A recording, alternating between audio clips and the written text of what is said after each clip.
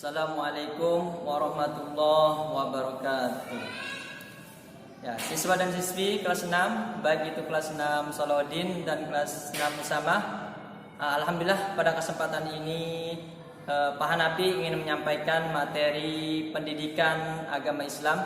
Tetapi sebelum itu, untuk mendapatkan keberkahan dari Allah Subhanahu wa taala, marilah kita sama-sama berdoa terlebih dahulu. Berdoa dimulai.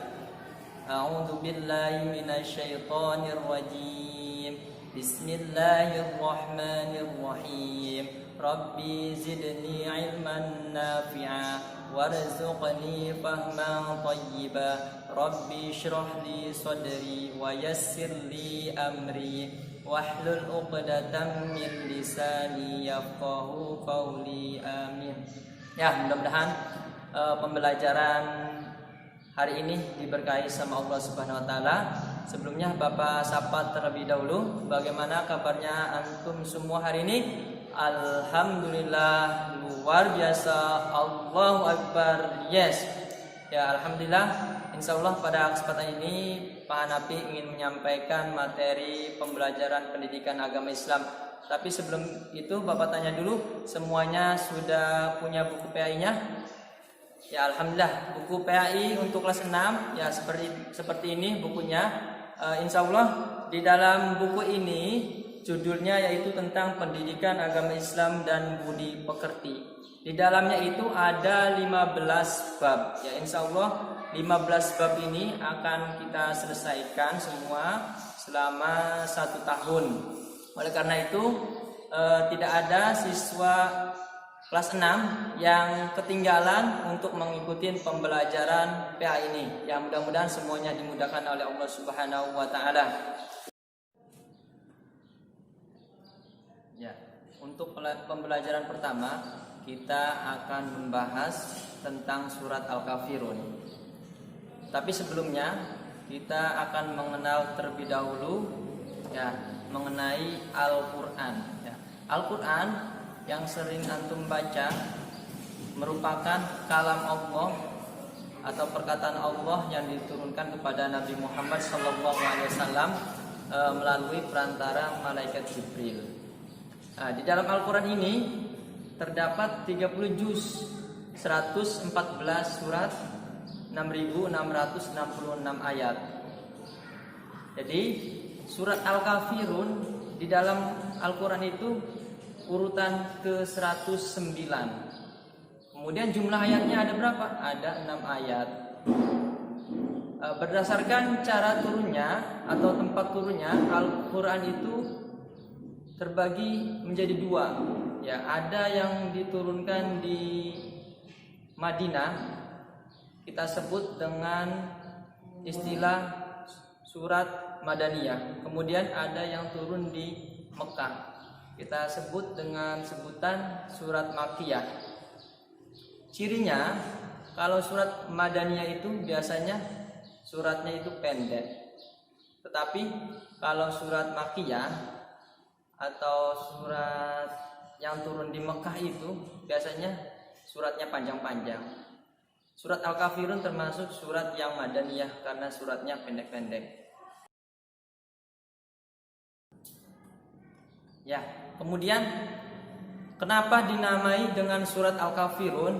Ya, karena pengambilan surat Al-Kafirun ini diambil dari ayat 1. Ya, di situ ada lafaz qul ya ayyuhal kafirun. Ya, Al-Kafirun di sini artinya adalah orang-orang kafir. Kemudian orang-orang kafir membuat patung besar. Kemudian patung tersebut disembah oleh orang-orang kafir. Ya, pada waktu itu orang-orang kafir ya, menyuruh Nabi Muhammad SAW untuk menyembah sesembahan orang-orang kafir. Tetapi Nabi Muhammad ya tidak mau, karena di dalam surat Al-Kafirun dijelaskan lakum dinukum waliyadin, untukmu agamamu dan untukku agamaku. Ya, oleh karena itu untuk mengenal lebih dekat tentang surat Al-Kafirun, marilah kita sama-sama membaca surat Al-Kafirun. Kita awali dengan istiadah wal basmalah. A'udzu billahi minasy syaithanir rajim. Bismillahirrahmanirrahim. Qul ya ayyuhal kafirun la a'budu ma ta'budun wa la antum 'abiduna ma a'bud wa la ana 'abidun ma 'abadtum wa la antum 'abiduna ma a'bud lakum dinukum waliyadin.